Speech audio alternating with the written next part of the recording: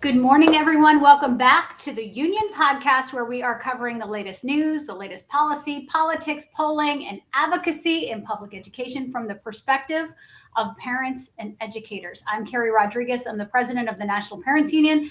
I'm going to be your solo host today. My brother Curtis is out, but I do want to give you all a heads up. The Real Men Teach shop is open. They have brand new merch for Real Men Teach. You know, that is Curtis's passion project.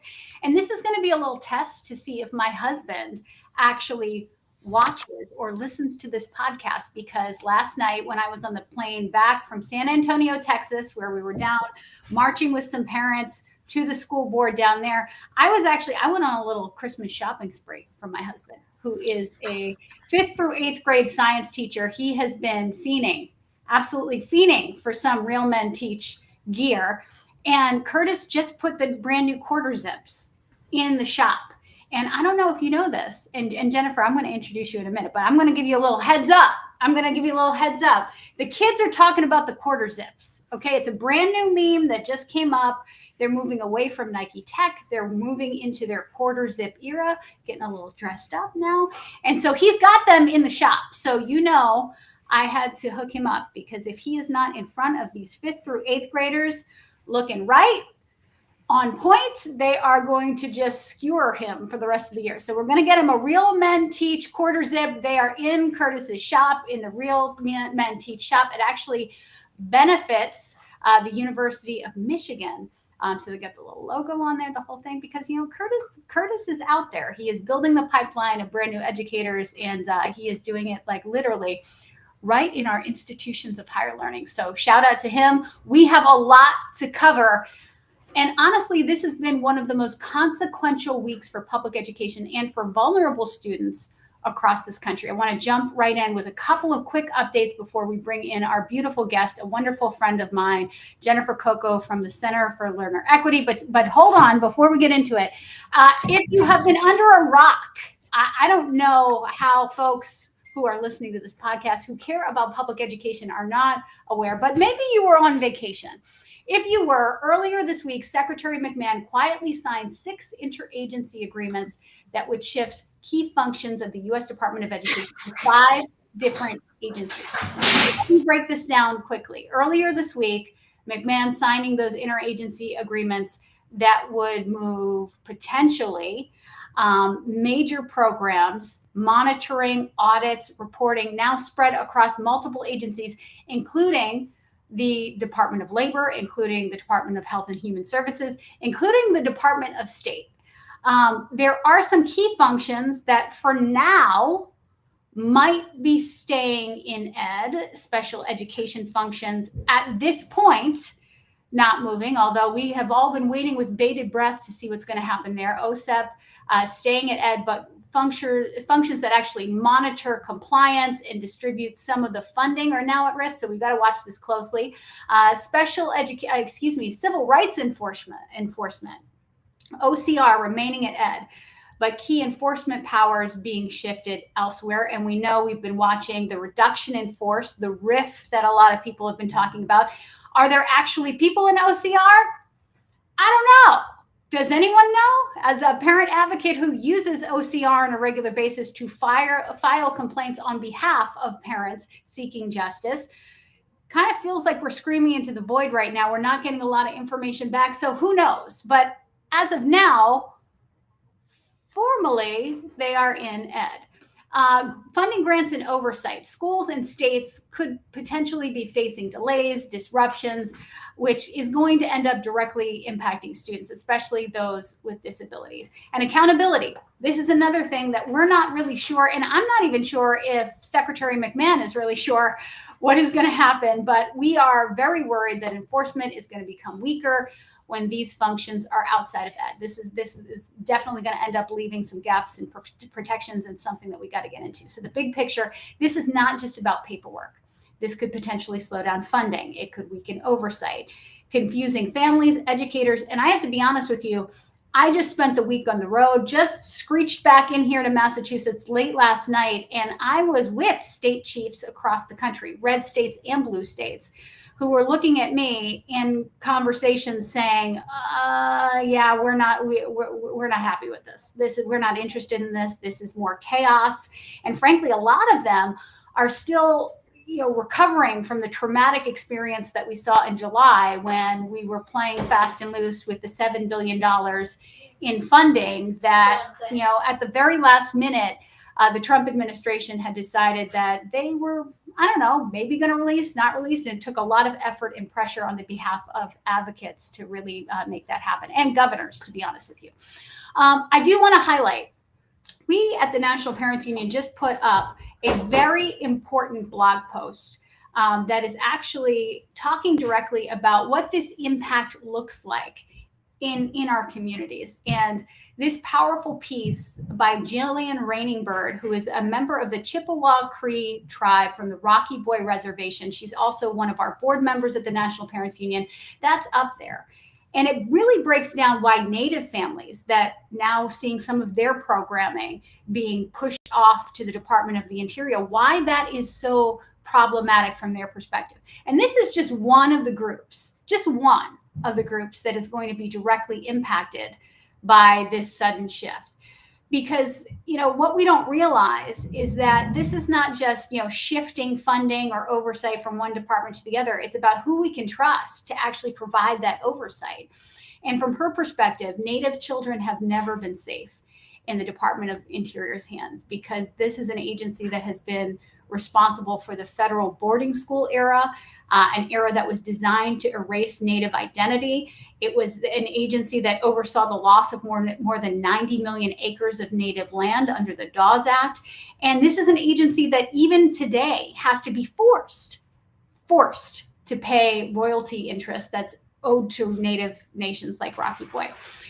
So the idea that under the Department of the Interior, an organization that continues to struggle with, under the Bureau of Indian Education, with crumbling buildings, with teacher shortages, with delayed funding, almost no accountability, the idea that we're going to give even more responsibility over oversight of this funding is just bone chilling to a lot of those folks in the Native community. So what Jillian really said in that piece is something that stopped me in my tracks, which is the fact that history is not the past. It is still living within these communities. And that's why Native families, including NPU members from across tribal nations, really want real reform, real safeguards, real tribal authority before any transfer of more education programming would be considered.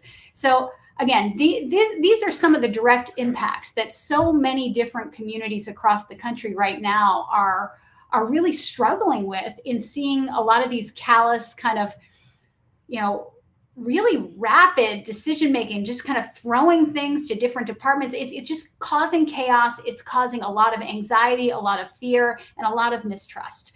So, that's kind of the context of where we are right now. Here is some of the reaction. And that's why I'm so grateful that we have advocates for all of these communities, including the Center for Learner Equity, out here sounding the alarm, saying, hey, you've got to put some more thought into what the consequences of this dismantling, of this chaos that you're pushing down onto states, into districts, onto parents and advocates really, really means. And I'm so glad to be joined today by Jennifer Coco, who is CLE's interim executive director, who is helping all of us to understand exactly what families need to know and what we can do next. So Jennifer, thank you so much for being with us. Why don't you introduce yourself and tell us a little bit about you and your journey to becoming the interim executive director? Absolutely. And thank you, Carrie and Curtis, for having me on today. It's such a pleasure to be on the union. As Carrie mentioned, I am currently the interim executive director of an organization called the Center for Learner Equity. And by trade and past experience, I am a career special education advocate. I'm a trained attorney and spent all my time prior to coming to CLE really working with families and students, particularly in Louisiana, to ensure that they had access to quality educational opportunity. So I have done impact litigation. I've filed OCR complaints, DOJ complaints, done policy work, and had some really incredible success, really realizing what's possible when you can elevate student and family voices and put them at the center, and really work in collaboration with schools and state policymakers to make things better for kids. So I guess in a way, I'm still holding on to some optimism amidst a bleak week for education policy. Well, Jen, what is so frustrating is, and I literally come to this work because of my journey with my son around special education. That is what created the monster that is Carrie Rodriguez to this day. It was that experience as a mama sitting at the end of IEP tables being like, oh my God, is this what it is? And parents really have no voice. It is really hard, really complicated. And that is under what is I wouldn't call them the best of conditions, but at least conditions that over the last 50 years we have fought for. And it's progress, not perfection, right? But I will say over the last 50 years, there's been some progress. And I just mentioned 50 years because this week we are celebrating the 50th anniversary of the IDEA Act. And if you don't understand IDEA, you probably haven't talked to a family in special education. That is our sword. That is our shield. That is what protects us. That is what gives our children the right to free and appropriate public education, and what allows us to be able to seek justice for our kids in schools.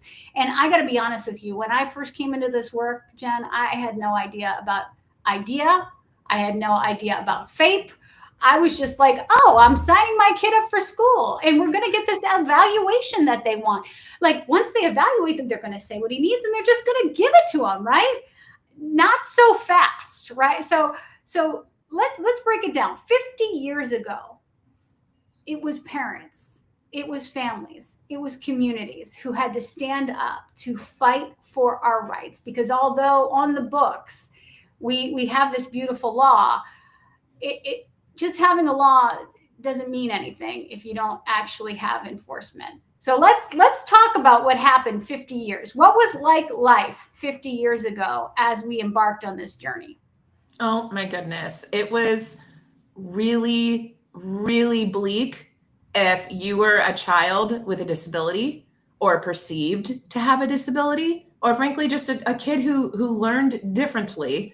And now we know, right? Everyone learns differently, but particularly for kids with disabilities, what life was like was schools just flat out saying and being able to say, we don't have to teach you, and you're not even going to be able to enroll in school. So 50 years ago, it was a group of parents in Pennsylvania whose children had significant cognitive disabilities and extensive support needs, who came together to say, no, my child has a right to learn. And that meant being able to enroll in school, period, and even get into the building. Yeah, we got to stop right there because we got to underline this. Okay, yes. Because people forget 50 years ago, and I'm 46. So this is like right before I was, I'm an old lady now. But when you think about literally right before I was born, you would be able, if you were a mama and your child had autism, had Down syndrome, had a hearing impairment, had a vision impairment. Like we're talking about everything around the scope. If you were a mom calling up and saying, hey, my child, I'm ready to enroll. At that point, schools could say to you, oh, no. We can't help you. Like you're exactly right here. When you think about it, I think people lose the fact because now like we have autism awareness and so many kids that have been identified being on the spectrum. We are so welcoming and including all of these children. It would not even occur to us that these children would not be welcomed or celebrated or supported, because I think we kind of take it for granted. But this was a fight, Jen. This was a fight, and it was parents bringing lawsuits, federal lawsuits, to make this happen. People didn't just give us these rights. We had to fight for them. Very, very, very hard. We had to fight for them. And when you take it down to the root of what was being communicated, it's really ugly, right? It's not only that you can't go to school, it's what that message sends, which was a belief that, oh, those kids can't learn. They don't deserve to learn. They're not capable of contributing anything. And we should just put them in institutions because that's all that they amount to, right? It's so offensive. And so wrapped up within the IDEA is not only a really, really profound struggle to be heard and to have the right to learn, it's the right to dignity. It's the right to the fact that everyone can contribute to our communities and our society. And what we need to do is believe that everybody, no matter their disability, has the ability to learn, be successful, and should be afforded the dignity of figuring out their path to adulthood and how they will achieve independence and live with that dignity and that autonomy. So And that's really what it is at its core. This has been more and more because, again, 50 years ago, there wasn't this wonderful lawsuit that passed, and all of a sudden the schools were like, oh, well, we'll just include you in everything. And suddenly we are going to look at these kids who we were literally trying to institutionalize. Like Yep. we would take these children, and instead of giving them a place of learning and seeing them as kids who see the world through a different lens or have different learning styles, we would literally ship them off, take them in some ways, in some instances, away from their parents and families, and say, we are just going to warehouse you because you are not going to be able to contribute to society. This is how we used to treat children. And I got to say it plain because we got to confront this. Like, this is how we used to behave before we fought for this. But even then, it's been incremental over the last 50 years. And I always think about the fact that a son like mine, who is now a senior in high school, we started off this journey when he was in kindergarten, which, we're talking about 12 years ago. And they were still sending him into a redirect room that looked like a cinder block cell, because they didn't know what to do with them. And they had people who were untrained. And it was through a fight that we actually in Massachusetts ended that practice. But this was 12 years ago. But kids like mine, they would look at my Matthew, who is bright and brilliant and precious and just literally so smart. They would send him to schools because now they had to include him. They'd be like, oh, we're going to teach this kid how to make pizza boxes. My child, just because he has autism, does not mean that he is not bright. My child is going to run his own restaurant. He is going to be an entrepreneur. He's not going to make pizza boxes. He's going to create the next technology that keeps your pizza warm in that pizza box. That is what the potential of his brain is. But those kids, it's an ongoing fight because we're still not even there yet. No. And now we're talking about crumbling away a lot of those protections. So again, Jen, this is not a fight that was even won under the best conditions. And we haven't even gotten to talking about funding and how we don't adequately fund all of the resources for these kids. Right. I think that's what's so alarming about what's been happening over the past year. And then again, even just this week. Yes, we know that they have left administration of special education functions at the Department of Ed, which we have been loudly yelling for.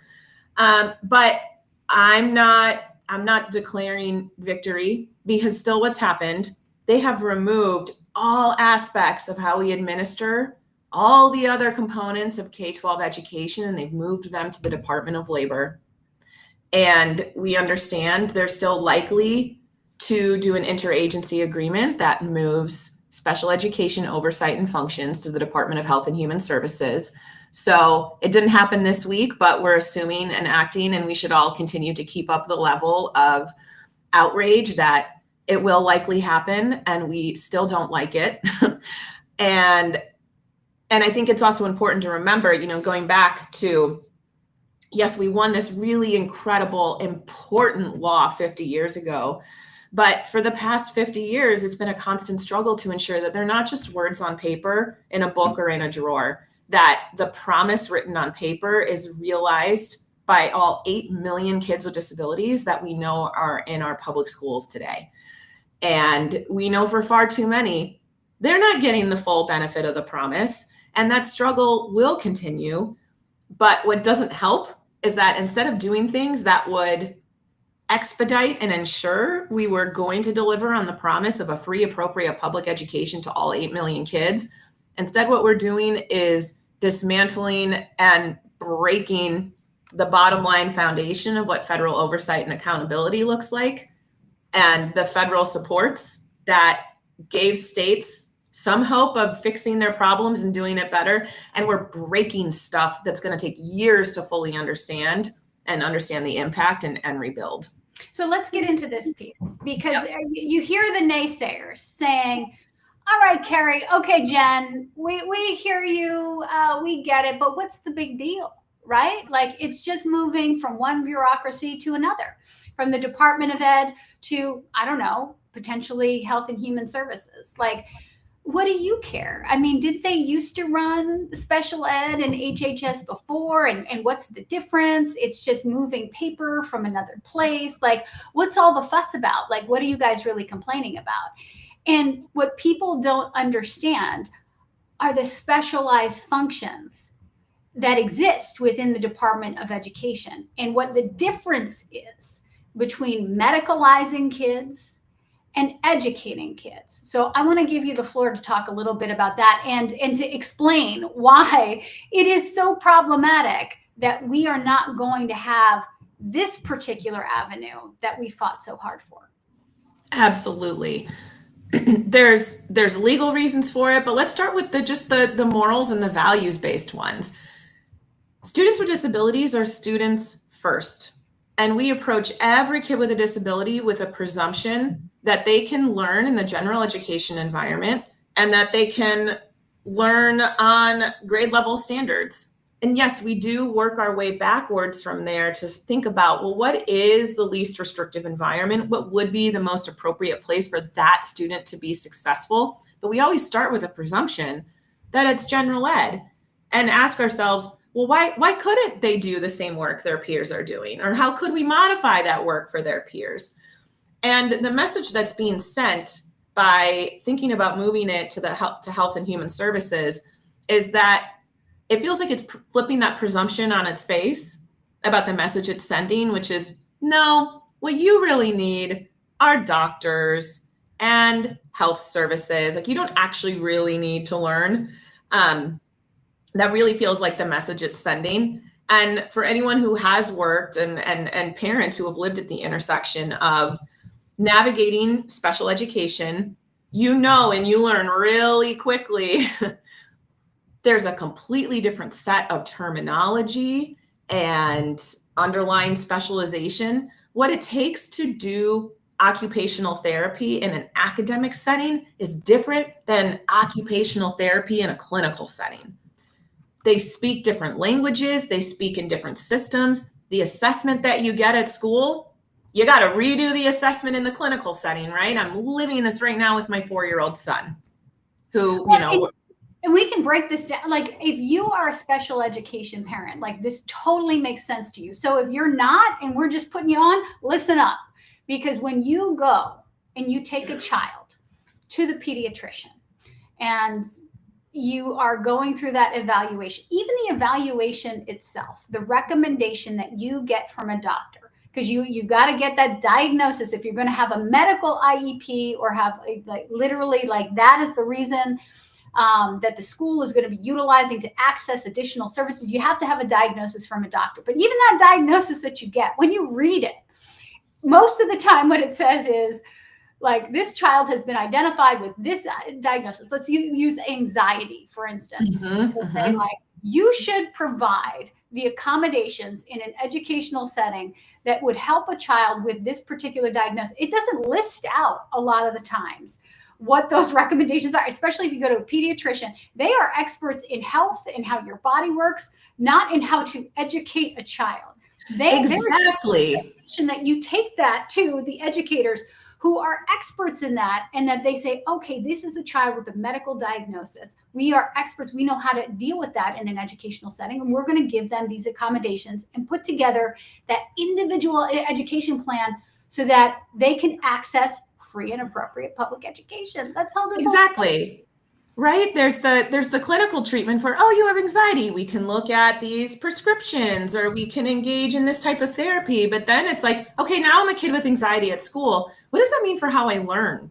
What does that mean for how I'm going to feel about how to take a test? A doctor can't help unpack that. That's for the educators to say, okay, this type of accommodation would help manage those manifestations of anxiety, or those manifestations of your autism, so that you can access this curriculum and we can help you learn what you need to be learning, that all your other peers are learning, and be successful. So that's really at the core of what we mean, where these systems speak in different languages, and you need folks with the expertise in schools to understand that. And so by kind of stripping away that core fundamental premise of how the federal government and the really excellent experts at the Department of Ed who understand what it would take for schools to do that well, by taking away those functions and putting them in Health and Human Services, actually what we've done is we have increased bureaucracy, right?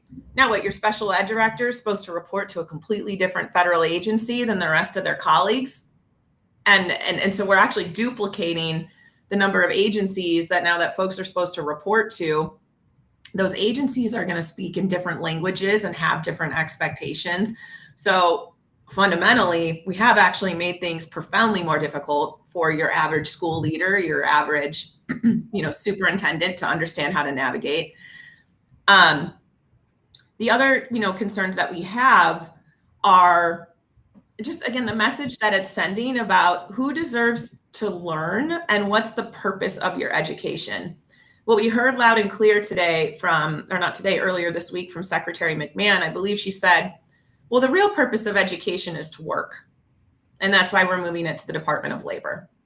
And so, not that we don't want special education moved to the Department of Labor, but it sends a real interesting message, does it not? Of, we left the kids with disabilities and we separated them from their general education peers, who were saying the whole purpose of their education is so that they can join the workforce under the Department of Labor.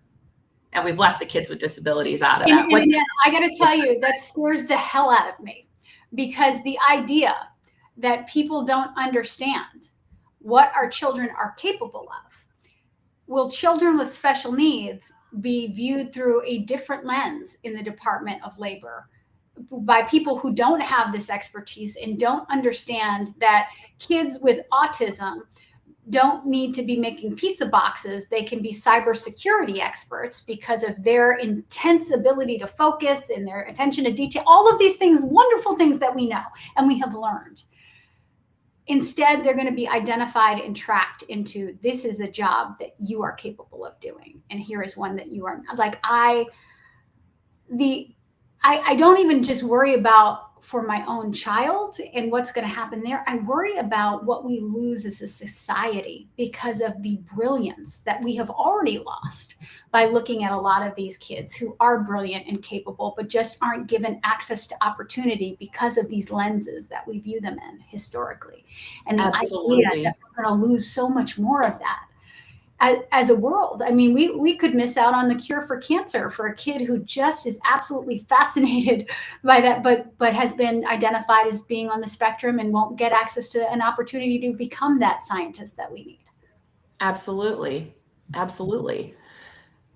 Yeah. So, I mean, the ongoing threat and the ongoing messages that are being sent, that it feels like students, and we continue to say loudly, students with disabilities are students first. They're kids first who deserve to learn and could achieve up to the same potential as all other kids if we just believed in them and we gave them the chance.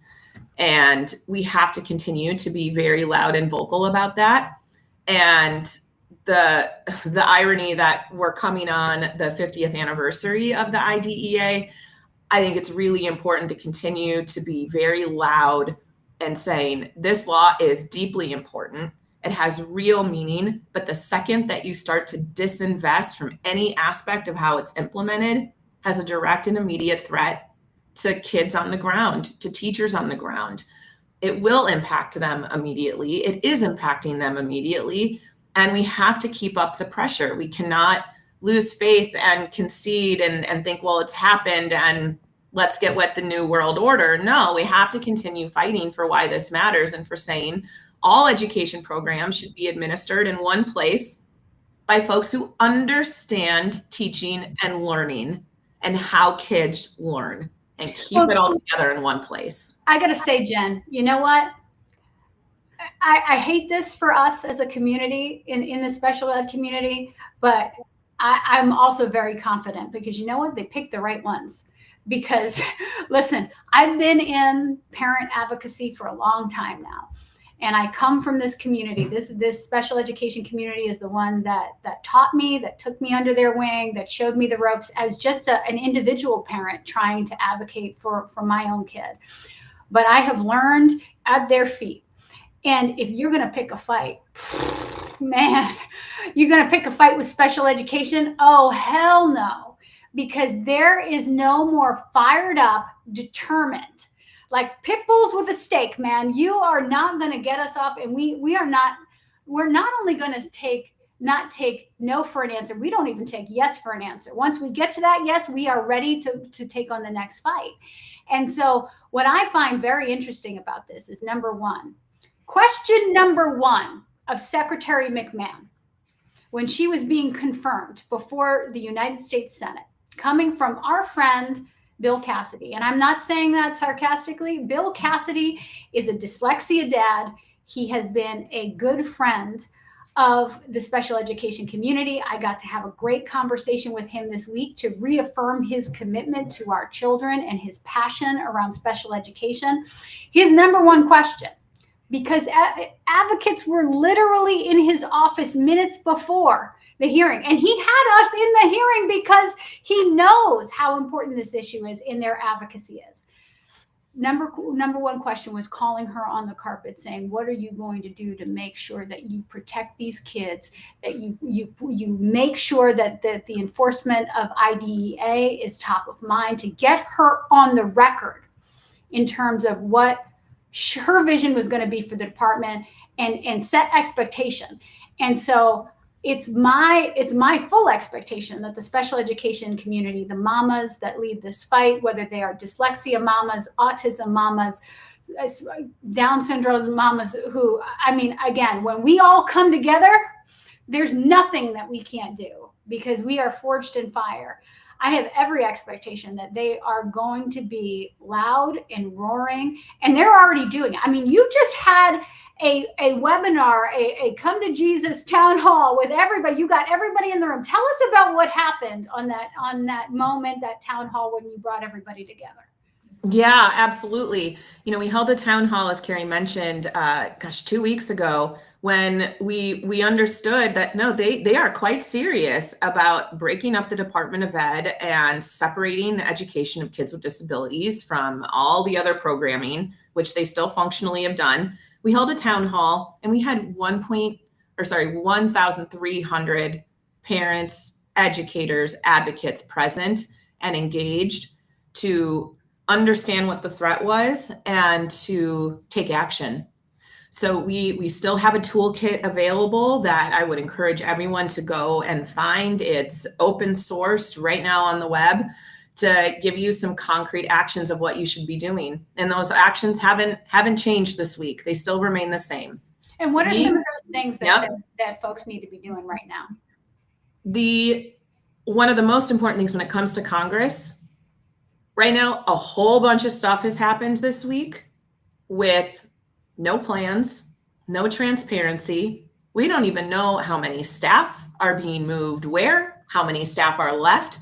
These are very basic factual questions that, whether you agree or disagree with what's happened this week, we are calling upon Congress to have an oversight hearing and invite Secretary McMahon before Congress, because they have the power and the authority to ask her these questions on behalf of all of us. And to say, hey, what is the plan? What are you doing? And to methodically go through all the expectations and requirements of what her agency is supposed to do to protect the education of kids with disabilities, and say, how are you fulfilling this function? How are you collecting the information? How's that oversight looking? what is your plan for how you're going to do it? So that oversight hearing is incredibly important. So besides calling your elected official and saying, please bring her in for an oversight hearing, we also need every member of Congress to say publicly, I'm really concerned about what you're doing. I don't understand it. I'm skeptical. I want to understand what the plan is. We need that pressure as well. And most importantly, what every person listening to this can do today, they can get loud, get online, start tagging your officials to say, I am scared and I'm concerned. Here's what's not working for me right now. Here's what I'm worried about with my child. If you're a teacher, I'm worried I'm not gonna have access to my peers who provide my speech and language therapy. I'm worried I'm not gonna have my social worker colleague next year, because all of these cuts feel really scary and are creating a lot of chaos, where it feels like even if we haven't taken the money away, we've disrupted how the money moves. And that's going to have real impacts immediately in our schools.